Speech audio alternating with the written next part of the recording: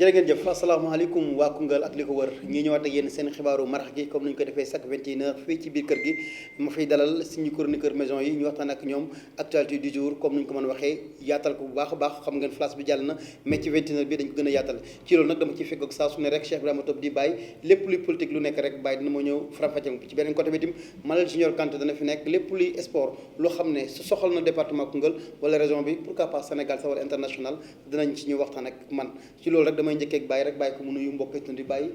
asalaamaaleykum. waaleykum salaam Matar maa ngi lay nuyu bu baax di am mbégte toogaat fii di jàkkaarloog mbokki internet xibaaru Bambouck comme ni ñu koy defee chaque ngoon ci heure bii rek ñëw waxtaan faram-fàcceel leen li nga xam ne mooy actualité moo xam local national comme international Matar. ok muy lu am solo local national ak international kon ci loolu damay tourné rek jàkkaarloog Malal Junior Kanté Malal ñu ngi lay nuyu. jërëjëf Ahmadou Matar Sarr maa ngi lay nuyu di nuyu suñuy internet yi seetaan BTV en synchronisation ak xibaaru Bambouck donc comme ni nga ko waxee rek lépp lu laal actualité sport ak bépp discipline rek da ngeen di ànd ak ñun saa su nekk ci biir kër gi. ci biir kër gi ci loolu sax la ñuy ñëw rek ci wala njëkk a démarrer tey parce que dafa am lu rëy lu amoon fële ci Tambacounda muy kii FC Bambouck am benn tournoi bu ñu ko invité woon tey mu nekkoon deuxième match am nan la mbir mi demee wala. waaw jërëjëf Matar donc comme ni nga ko waxee rek xam nga ligue régionale bu Tambacounda dafa organisé woon benn tournoi invité ci Koungheul Bambouck mu war a représenter la région de Kaffrine xam ne aussi Tamba moom mooy zone orientale bi loolu nag démb la Koungheul Bambouck defoon wala barki démb la Koungheul Bambouck defoon sa sortie waaye nag ni ki tey lañ football li nga xam ne moom mooy quart de finale bi ci loolu nag tey ñu daje woon ak Don Bosco bu Tamba ñu nërmeelu si ñeenti bal ci dara donc mu nekk match boo xamante ni nii aussi bëri woon na ay weerante avant match parce que règlement bi ni ñu ko tëraloon au début ñi nga xamante ni aussi ñoom ñooy organiser amoon na faille ci seen organisation donc loolu nag amoon na ay quelques réglages mujj gi après match bi commencé si la Koungheul Bambouck aussi ñàkkee match bi 4-0 face à Tamba. ñeenti bal ci dara la kon làpp nañu làpp yi métti waa Koungheul tey. waaw loolu aussi mën nañ ko wax rek gars yi dañoo demoon pour jàng ci tournoi bi nga xamante ni aussi ligue régionale invité woon nañ Koungheul Bambouck njàngat la si staff technique. dinañ ko yaatal ci kanam beneen mbir mi tim balaa ci loo xam ne war nga ko mën a farafàcc ci kanam mooy que ne Coupe Fanta Sall ñu ngi ci tournoi bi suba am na match bu am. waaw effectivement tournoi bi ba léegi ñu ngi koy wéyal parce que loolu aussi dañoo choisir alarba ak samedi ak dimanche pour football match tournoi honorable député loolu nag am na suba programme diggante Magu tey ak Jànkalaar mooy programme bi suba bi. ok ci njeexatalu émission bi rek Malal Junior Kanté dina fi ñëw ànd ak ganam ci yooyu point yi xam ne jot nañu koo wax rek mu ñëw gën ñu ko faram-fàcceel pour mu gën a leer kon bu nga ñu toppee ci kanam rek bu ñu paree ak Cheikh Ibrahima Top di bàyyi dina ñëw ci loolu kon Malal ma bàyyi la nga suuf lay ma jàkkoo ak bàyyi mu nuyoot naa la comme ni ñu ko waxee rek ci mbir mi liñ ci njëkk a tudd rek mooy que ne année scolaire bi am na benn diiru de congé boo xam ne génn nañ ko ak vacances yoo xam ne fixé nañ ko ci 2021 bi 2022 bi mu nekk ci benn décret présidentiel est-ce que mën nga si ñëwaatal wax ñu mbir mi nu mu tëddee. merci Matar comme ni nga ko waxee année scolaire bi ñëpp xam nañ ne dañ ko subdiviser en 3 trimestres ci loolu nag dafa am ay fêtes yoo xam ne dañ koy jagleel élèves yi ngir ñu mën a am temps de repos mais aussi temps de révision parce que bu ñu nekkee ci classe yi souvent dañuy accumuler ay leçons di jàng donc dañuy soxla benn temps boo xam ne dinañ reposer en dehors des dimanches bien sûr mën a toog seen kër réviser revoir li nga xam ne moom lañ daal di jàng ci année bi. ci loolu nag comme ni nga ko waxee le président Macky Sall moo signé benn décret boo xam ne woo na ki nga xam ne mooy ministre de l'intérieur ak ministre de l'éducation pour que ñu jéem a fexe ba fépp fu mu war a dem rek mu dem fa. ci décret bi nag ñu mën see wax ne première fête bi nga xam ne moom la ñuy wax souvent fête de Noël mu bëgg ko amal du 23 décembre au 3 janvier mooy ci diggante boobu nga xam ne ci lañ war a am fête de Noël. beneen bi mu war a am si 26 mars ba le 7 avril boobu tam mooy beneen intervalle bi nga xam ne fas yéene na ko jagleel élèves yi pour ñu mën a dallu comme ni ñu koy defee chaque jour nag daal dinañu àgg tey ci lycée El Hadj Ibrahima Ba doon waxtaan ak proviseur nga xam ne tey moom ŋànk ci Koungheul li nga xam ne mooy jàngale ci wàllu niveau bu kaw bi mooy lycée bi moom nag waxtaan nañ ci yaatu moom nag jàpp na ni loolu lu baax la lu baax la te comme décret la aussi àgg na si ñoom en tant que des personnes yoo xam ne dañuy yëngu ci wàllu éducation. lu ñu mën mooy approuver que défendre ko. donc ci loolu aussi gis na ne loolu jàpp na ne du yàq dara ci seen quantum horaire mais aussi du yàq dara ci doxalinu lycée parce que ñoom teel nañoo commencé mu ngi naan le 14 octobre ñoom ci lañ daal di démarrer li nga xam ne mooy année bi muy loo xam ne lu baax la. parce que dëkk yi bëri ci Sénégal yéex nañ démarrer moom heureusement teel na démarrer te élèves yi ñëwoon nañ assister li nga xam ne mooy programme bi boo déggee aussi enseignants yi nga xam ne wala professeurs yi nga xam ne fekk nañ leen fa tamit ils ont dit la même chose que leur programme ñu ngi déroulé bu baax te am nañ yaakaar même bu fekkee ne feet yi am na du tere li nga xam ne mooy seen programme ñu mën ko wéyal waaye aussi heure bi nga xam ne la ñuy doxal dinañ ko mën a topp ba mu jeex élèves yi aussi ils ont abordé dans le même sens wax nañ ne aussi feet yooyu na si élèves yi profité ngir jàng ci seen leçon bu ñu doon loo xam ne dañ ciy tëdd seen kër di nelaw mais nañ si profité li nga xam ne mooy jàng seen leçon leneen lu am solo loo xam ne proviseur wax na ko mooy lycée bi exception bi mooy professeur bu absenté wala bu am benn bu ñëwul école bu ñëwee da koy rattrapé maanaam bu fekkee dafa manqué 2 heures de temps balaa muy defaat beneen heure day complété loolu nga xam ne du ko ba pare soogu mën a continuer day xool samedi ak dimanche effectivement mu def rattrapage heure yooyu nga xam ne manqué kon daal ñoom duñu amul benn problème d'horaire si par rapport mu nekk lu am solo loolu nekk loo xam ne tey bàyyi demaloon ñu fële ci lycée bu El Hadji Ibrahima Ba de Koungheul jàkkaarloog censeur ba ak proviseur ba mais tim boole na ci ay professeur ak ay élèves ñuy wax ci waxtaan ci li xam ne mooy nouvelle bi démb wàcc ci démb mooy décret boobu xam ne fixé na congé yi ak vacances yi xam ne moom la élèves yi war a am ak ñi xam ne ñu ngi liggéey ci loolu rek bàyyi la ñuy tëbbee rek dem ci démb tim gis nañu ne loo xam ne xew na fële ca France mën nañ ko wax mooy sorti président de la république bi mais tey waa FRAPP am na so génn bi ñu ci génn ba ŋàññi loolu li président de la république wax ba tey ñuy toogaat gisaat ne kii di Simon bi nga xam ne moo taxoon ñu wax am na liberté provisoire mais kilifa gi mu fa nekk loolu moo amul liberté provisoire loolu yëpp lañu noonu ci mën a wax ci loolu wax naa ko démb parce que comme ni ma ko waxee rek président Macky c'est un président du Sénégal mais il est très politique et am na moment yoo xam ne da koy exploiter di si jàllale yenn information yoo xam ne soxal na ko donc ci Paris discours bi ñu bëri interprété nañ ko et ça prête à équivoque parce que li mu fa wax tamit jàpp nañ ne bon ñu bëri mënuñ see d'accord comme ni nga ko waxee léegi nag muy FRAPP muy Front de résistance populaire buy wax ne bu nga xam ne moo ëmb tey li nga xam ne mooy activistes yi gën a am doole fii ci Sénégal daal dinañ ciy àddu parce que ñoom lu leen gën a naqare mooy tëkku yi nga xam ne tëkku na ko askan bi te ñoom lu ñu leen jàpp mooy Macky le président li ko war a soxal li ko war a ñoŋal mooy fexe ba wàññi insécurité bi am ci réew mi ñàkk xëy gi muy chômage bi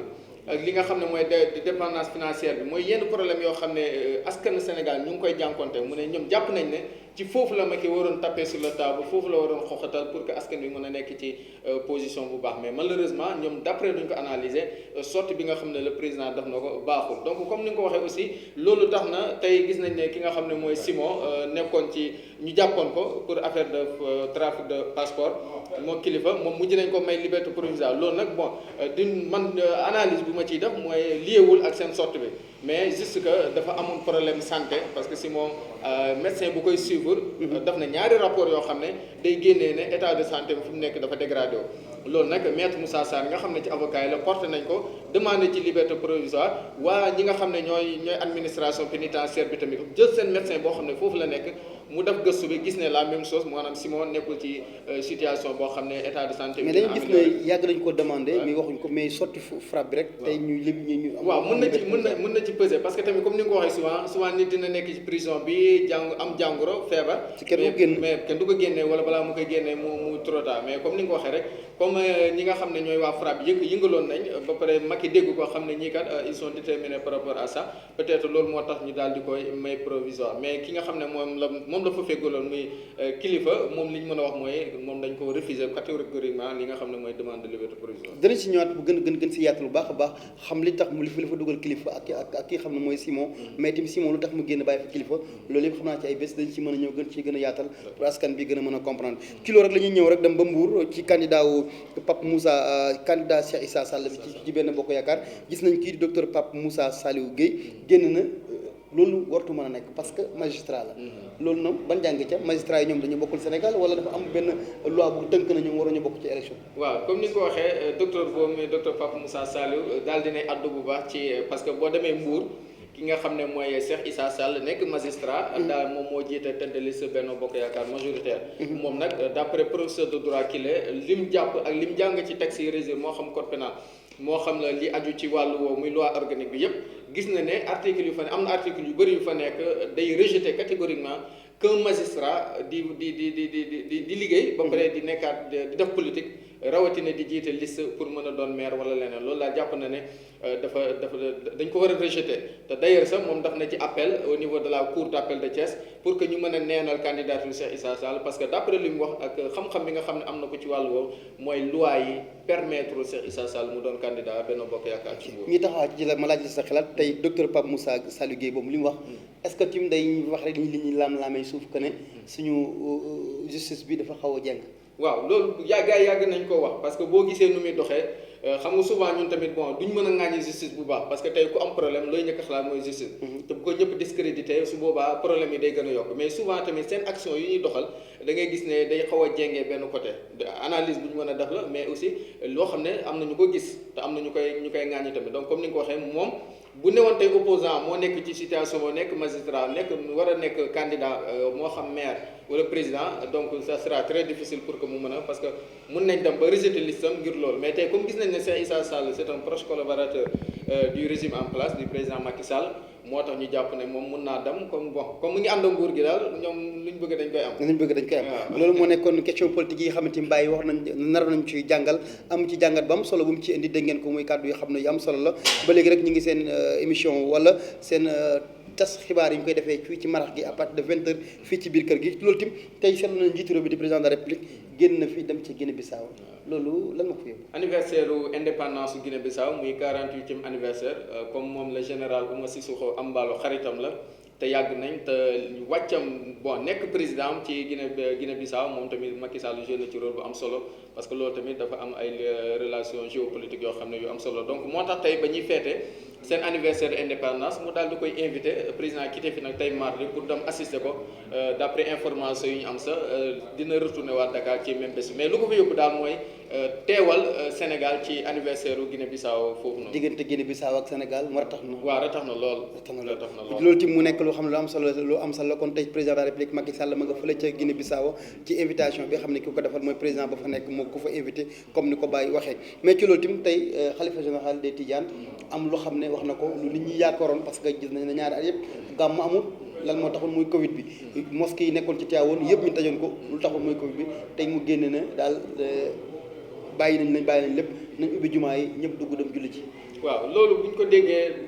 lu yoon la parce que lu jaar yoon la tamit te sa discours la boo xam ne sa ñëw na à temps parce que ku xam Tivaouane xam lii la boo xam ne day recevoir des pèlerins ñoo xam ne dañoo gëm parce que dafa am kilifa diine gu mag ku fa nekk muy Seydi Hadji Malick Sy am fa njabootam am ñu ko gëm ci Sénégal ñu ko bëgg dëkk ba am na ñoo xam ne seen soxla jàpp na ne bu ñu tegul tànk Tivaouane wala bu ñaanu si jumaa ji rek du daal di nangu donc même bu fekkee contexte amoon na parce que tamit xalif général kilifa nga da nga am ñoo yilif donc boo gisee ni lii boo ci demee di nga jàppale askan bi da ngay dem mais boo gisee ni lii boo ko defee askan bi dinañ ci xaw a am tuuti loraange jàpp naa ne boo si jëlee yenn matukaay comme ni nga ko defee par rapport ak Covid bi fexe ba arrêté yenn manifestation yu fa dem am rien que pour xeex corona bi jàpp nañ ne loolu am solo la waaye lii mu defaat tamit ibbi lépp woo ñi nga xam ne ñooy pèlerin ñi nga xam ne dañoo bëgg dëkk ba ne leen ñëw leen ziar si ñëw leen gàmmu si ñëw leen def lépp jàpp nañ ne lu am solo taalibe yi kontaan nañ ci bu baax parce que bëggoon nañ ko lool muy nekk kàddu gu mujj gu Cheikh Ibrahima Top di Baye ñu ngi lay gërëm. waaw ñu ngi lay gërëm baax de mbokk yi li moo nekkoon seen premier numéro bi wala moo nekk lu xam ne moo njëkk ci émission marax bi comme ni nga ko defee fii ci biir kër gi waxtaan ak Cheikh Ibrahima Top mu tënkal ñi lépp wala farafàncal ñi lépp lu xam ne xibaar la lu wadd na fii ci Koungheul ak li ko wër ci deuxième partie bi nag dañ ci ànd ak Malal Junior Kanté ak ganam ki xam tey war na ñëw tim waxtaan ci li xam ne tim xam nañ ko muy football muy bambuk bi xam ne mooy équipe bi demoon fële ca Tamba ñu lapp ko lapp yu métti 4-0 lañ ko dóor tey mais tim lappoon na Ngadiaga ci fan yi ñu génn mais tey doon nañ ko fa dóor yu métti loolu yëpp nag Malal ak ganam danañ ci ànd bu nga ñu toppee rek ñu bu ngay bàyyi mu dem gan gi ñëw toog ñu continuer waxtaan bi kon ci kanam incha allah.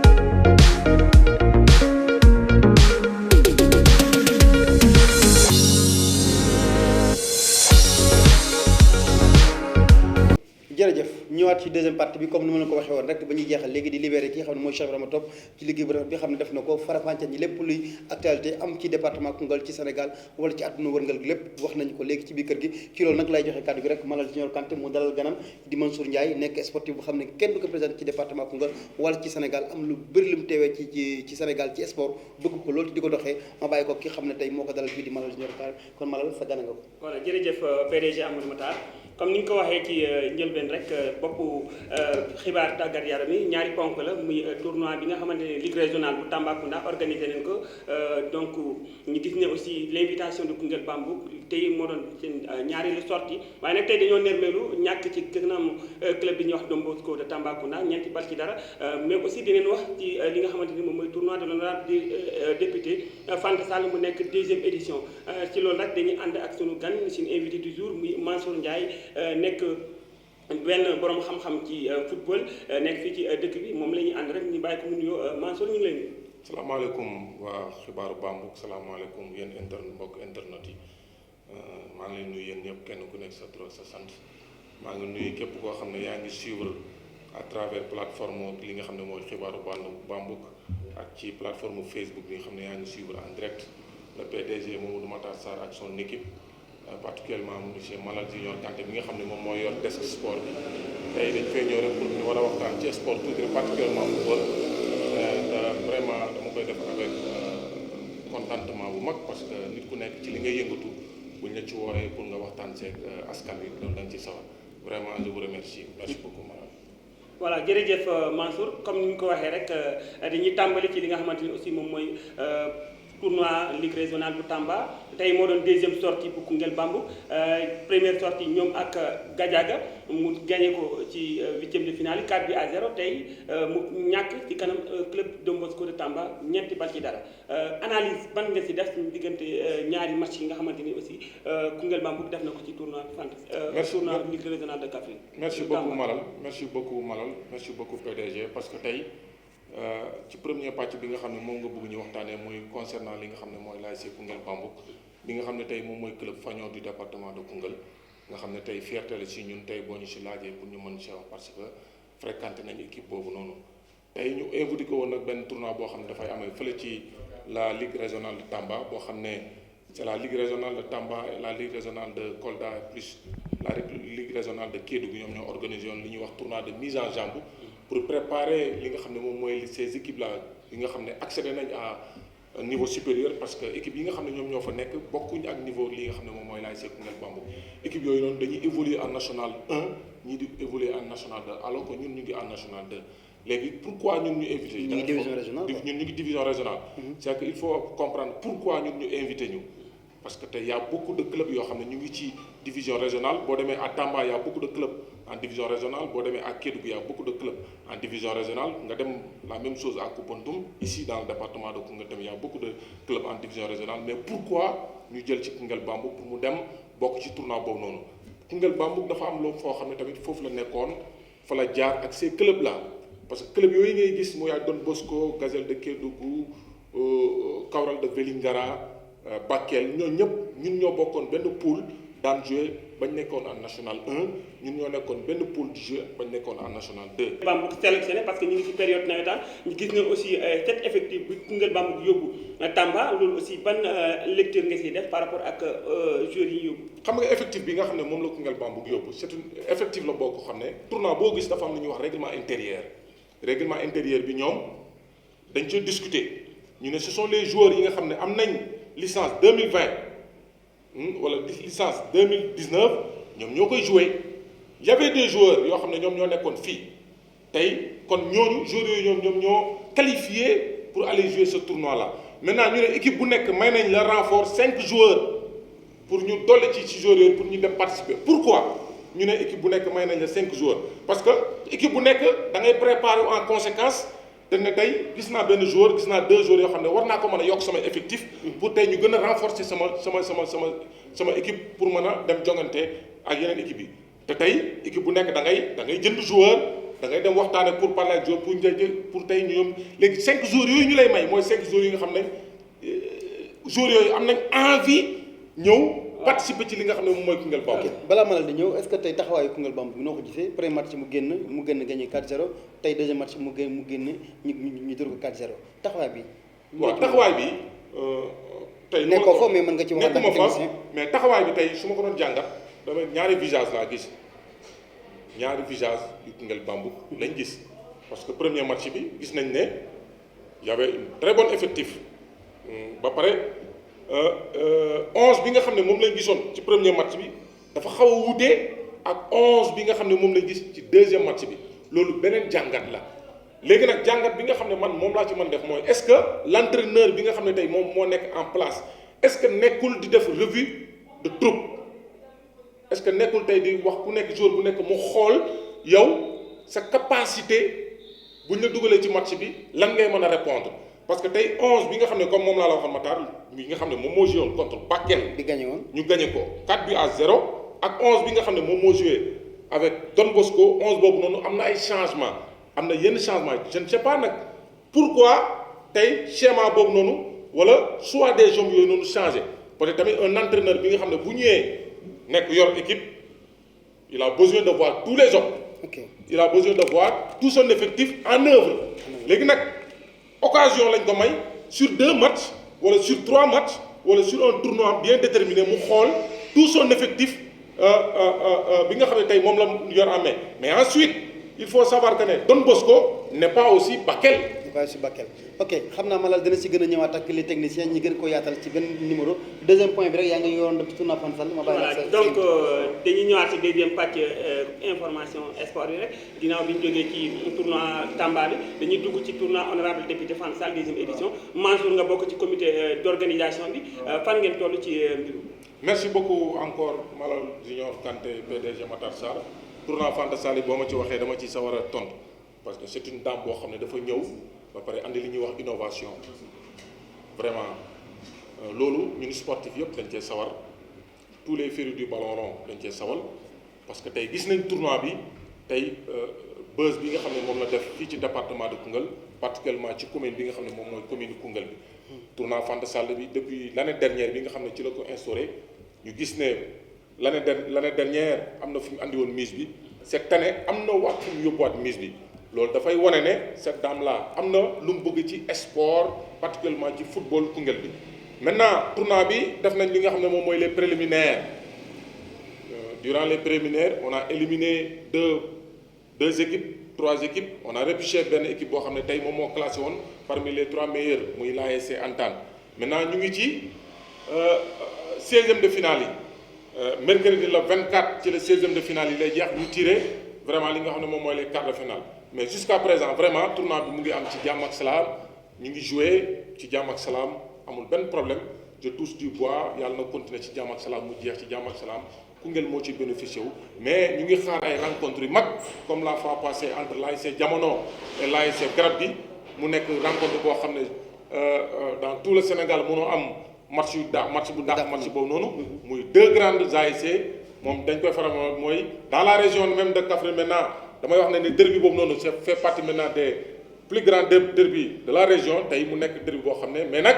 attention le samedi on va vers encore li nga xam ne mooy derby bu mag muy diggante l'ASC Neexle et l'ASC Daara ji boo xam ne programme bi c'est samedi na Malal.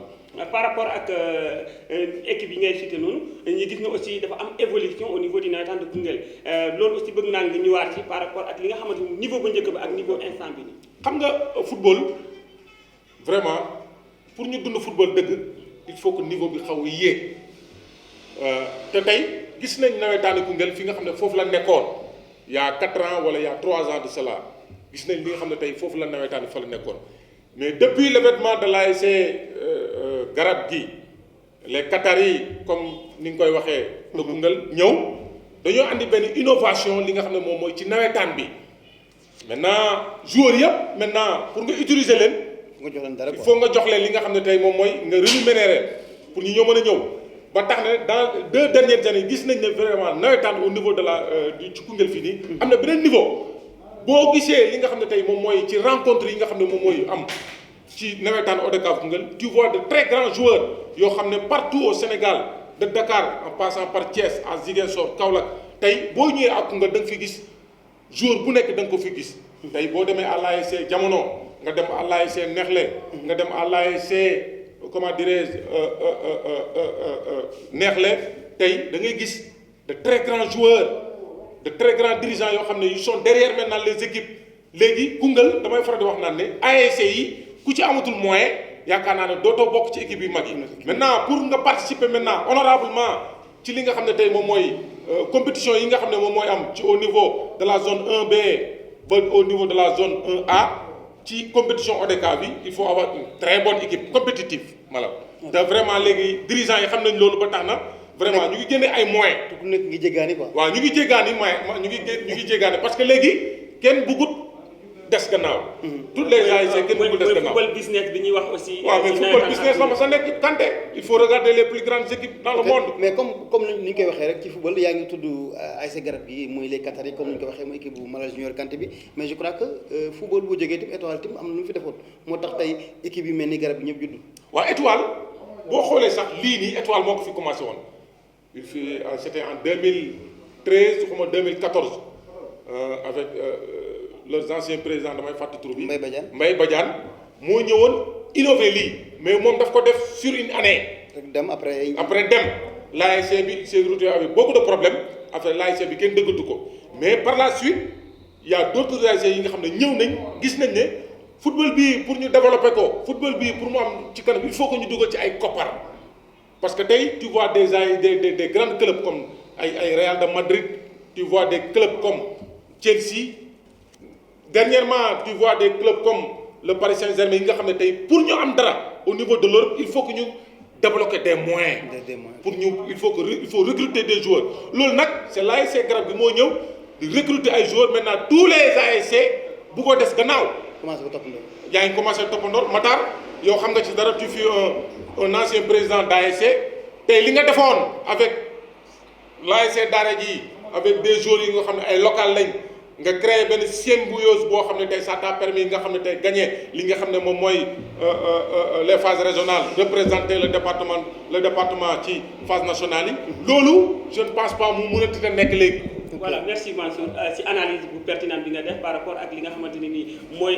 innovation yi apporté ci nawetaan mais balaa ñu ñëw si calendrier bi aussi comparaison boobu bëgg naa nga defaat ko par rapport aux produits joueurs locaux yi nekk fii nii gis nañ ASC yi mel ni Daara ji ay joueurs locaux la ñuy utiliser cette comparaison entre joueurs locaux et joueurs mercenariat yi nekk si biir ASC yi. xam nga joueurs locaux ak mercenariat toujours problème boobu noonu ça demeure. toujours problème boobu noonu ça demeure. parce que nee naa leen football c'est de l'intelligence en mouvement football amul frontière encore une fois de plus man terme joueurs locaux ak mercenariat man gëwuma loolu man damay raisonner en termes d'équipe. est-ce que loolu aussi du rey nawetaan. non nawetaan loolu mënu ko rey. y a des talents. non y a des talents mais ces talents là ñoom ñoo war a maintenant montrer leur talent ça ne suffit rek pas ne que man am naa talent rek non non le talent c'est dans le terrain il faut montrer ses talents dans le terrain. qu'est-ce qui manque aux joueurs. qu'est-ce qui manque aux joueurs locaux. mais joueurs locaux dara manqué wu leen. dara manqué wu leen. dara manqué wu leen. ils ont tout. jërëjëf je crois que suñu technicien mu ngi ñuy signaler ne temps bi mu ngi waaj a jeex Malal li mu bëgg a wax yëpp xaju ci émission bi mais xam naa da nga indiwaat Mansour Ndiaye ci plateau bi gën a yaatal ak moom ci biir édition du soir wala ci xibaaru marax bi mais calendrier bi Malal. balaa le calendrier donc calendrier. merci beaucoup merci Matar merci beaucoup je crois que ne demain à partir de 16h il y a Magou Tey contre Diankalar ça c'est demain mercredi. Le samedi on aura le grand derby du sud xawma wala du nord entre l'ASC Neexle et l'ASC Daara ji le dimanche on aura l'ASC Gombe et l'ASC Djubo mercredi prochain mercredi 24 on aura l'ASC Entente et l'ASC Avenir ci jour boobu noonu la ñuy def nag le tirage des quarts de finale. le tirage des quarts de finale. merci beaucoup Mansour Ndiaye merci beaucoup Malal Junior Kanté bi xam ne moo yoroon wàllu sport bi je crois que li nga bëgg a laaj yëpp def na mais da nga amaat temps incha allah suba wala ginnaaw suba nga amaat kenn ku mel ni Mansour wala pourquoi pas Mansour ñëwaat toog ci plateau bi parce que suñu consultant la ci biir kër gi saa su ne dañ koy soxla fii di waxtaan ak moom ci sport mbokku internet yi mbokku xibaaru Bambouck li moo nekkoon seen xibaaru marax gi comme ni ngeen ko gisee ci première partie bi ñu ànd ci nag Cheikh Ibrahima Top di bàyyi mu jàngatal ñi lépp luy xibaar yu xam ne am na ci département Koungheul wala ci Sénégal lépp ngeen dégg ko ci politique ak beneen côté mais tim nag ci fin bi tim ñu dalal Malal Junior Kanté mu ñëw ak invité bi xam ne invité bu am solo la di Mansour Ndiaye bokk ci kër gi xam football lool bu koy wax sax da ngay sentir ne kii nii li muy wax da ko man da koo xam tey kon je crois que am na lu bëri li ngeen jëlee fii nii rendez-vous suba lay doon à partir de 21h fii ci biir kër gi ci xibaaru marax gi jërë ngeen jëf